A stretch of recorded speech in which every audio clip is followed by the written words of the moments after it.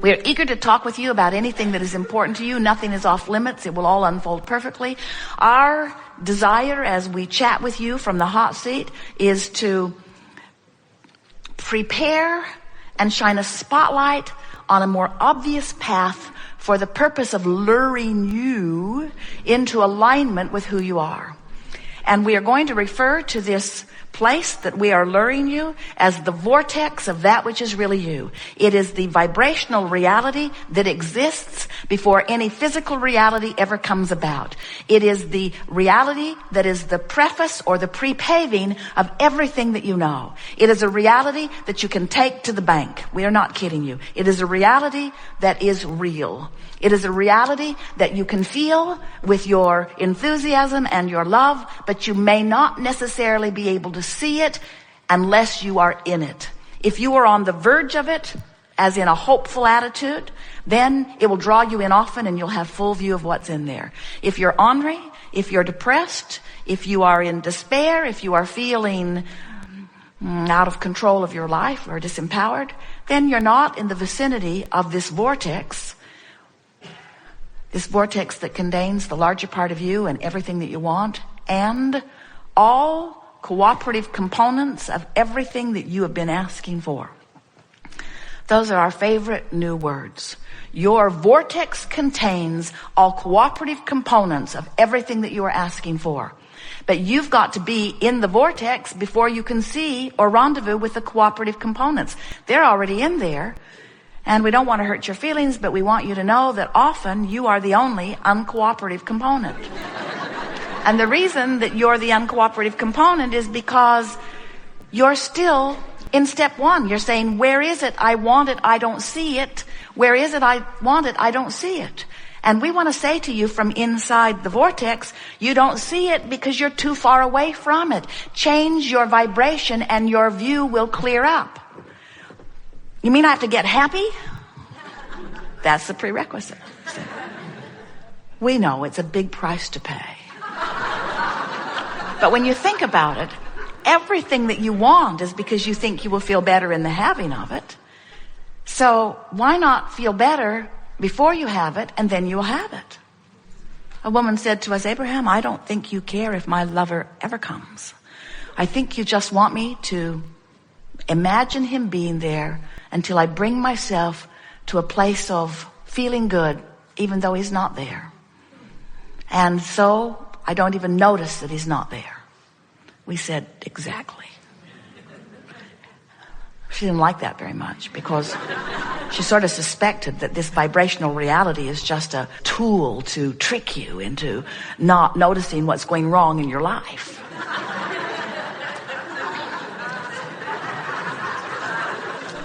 And then we explained to her that, yeah, that's a trick. But that it's a really good trick. Because if you distract yourself from what's not working, then in the absence of that resistance, the vortex will bring you in.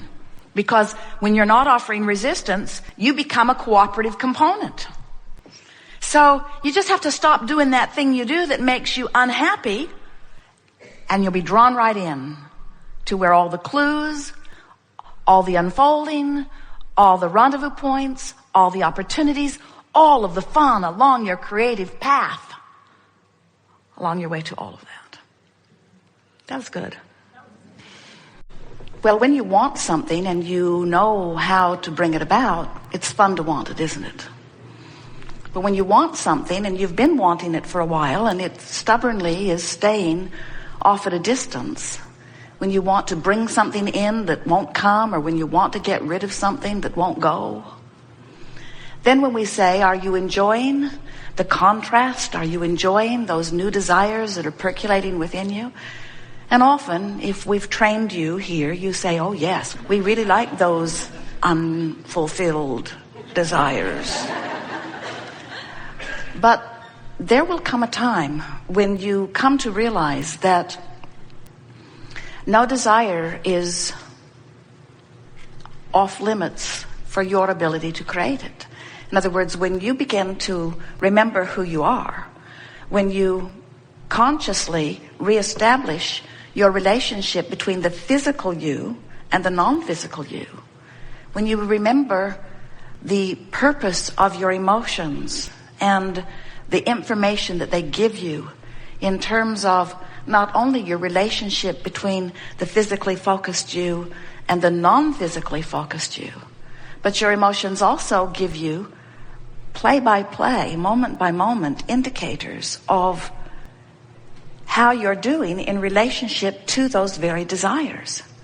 Because it turns out that as you sift through the contrast, which causes you to focus, even if you don't put words to it, your desires into a vibrational format, which always precedes the manifestational format. In other words, everything's focused into a vibrational reality first.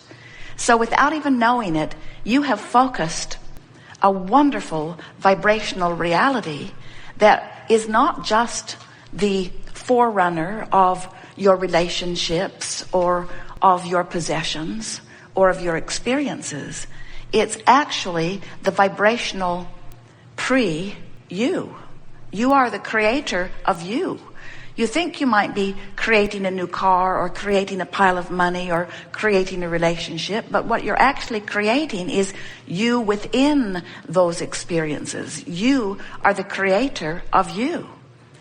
When you focus upon something in your experience and you complain about the lack of something, the reason that it feels uncomfortable to you when you do it is because the source within you is not focused lackfully. The larger part of you is always focused upon the abundance. The largest part of you is always focused upon where you're going, not where you are. The larger part of you, in fact, is where you're going. Do you sort of kind of get that? You are non-physical energy, and a part of you came forth into this body, and you explore the contrast. And by knowing what you don't want, you automatically know what you do want. It's just the balance of this universe. In fact, if you really know that you really don't want something, then you really know that you really do want something. There's an equal, proportionate desire that shoots out of every awareness of what you don't want. So without even knowing it, you have been building a vibrational escrow, a vibrational reality that's not just a pile of stuff waiting off in the future for you. It's actually the vibrational essence of you living, being, having, doing all of that. And that vibrational essence of you is as real as the you that you now manifested. Now hear this.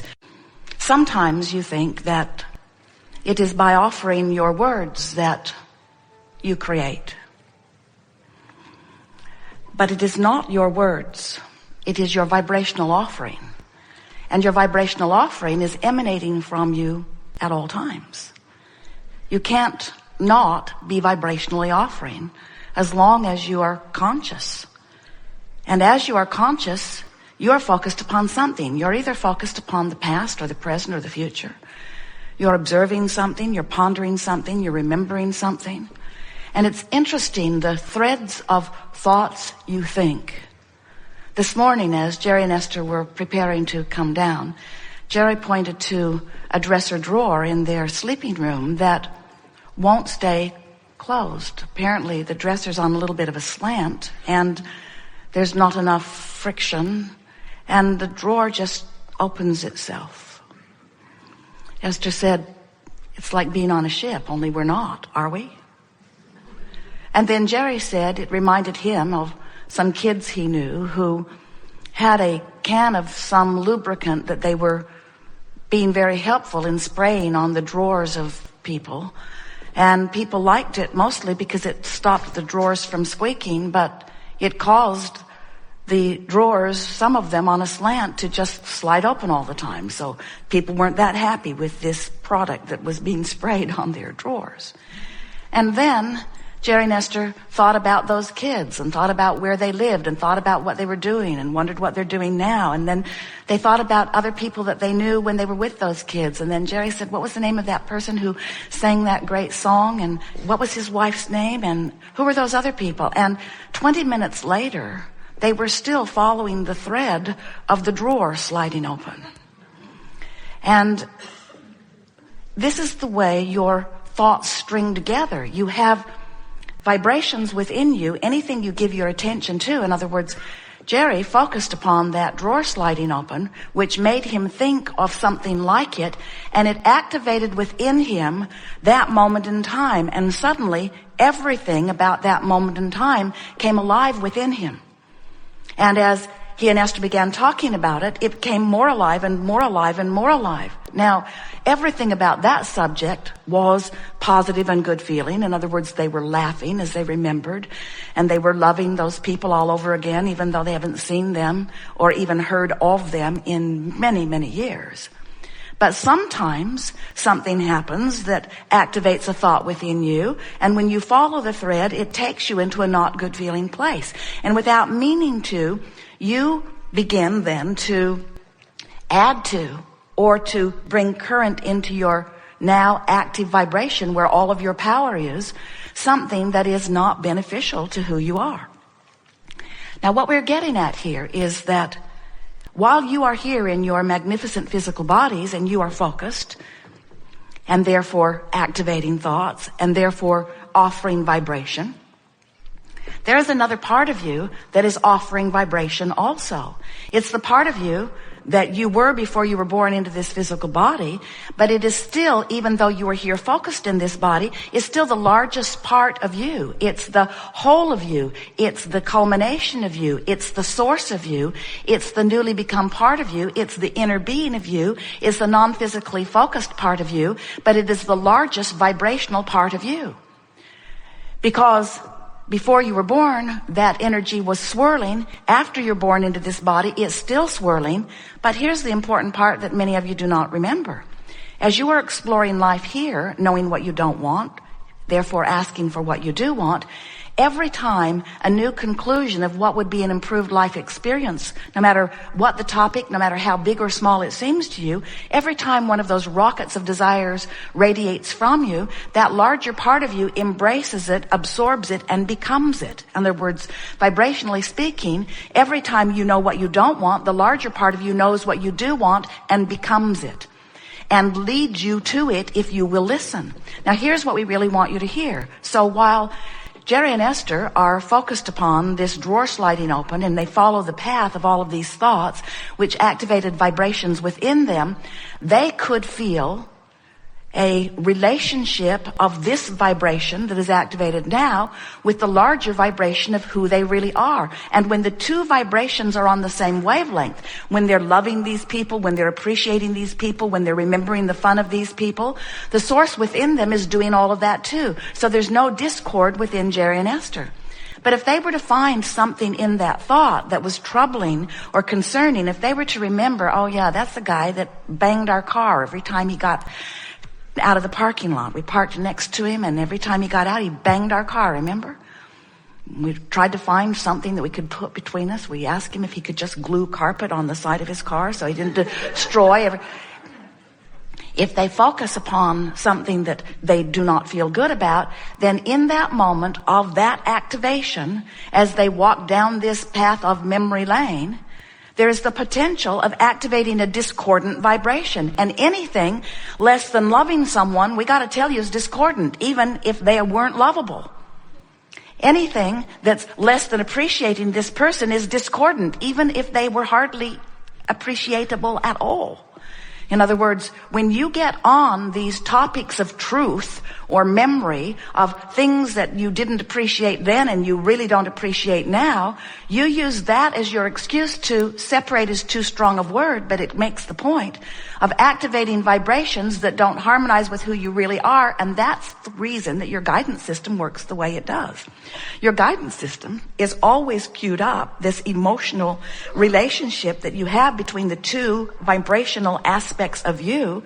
Your emotions are just that. They are giving you play by play, subject by subject, comment by comment, memory by memory, observation by observation, feedback about whether what you're thinking about is, now hear this, whether it's a step 1 or a step 3 moment that you're having. And what we mean by that is exploring contrast is always a step 1 moment. That's the moment that evokes a request from you, an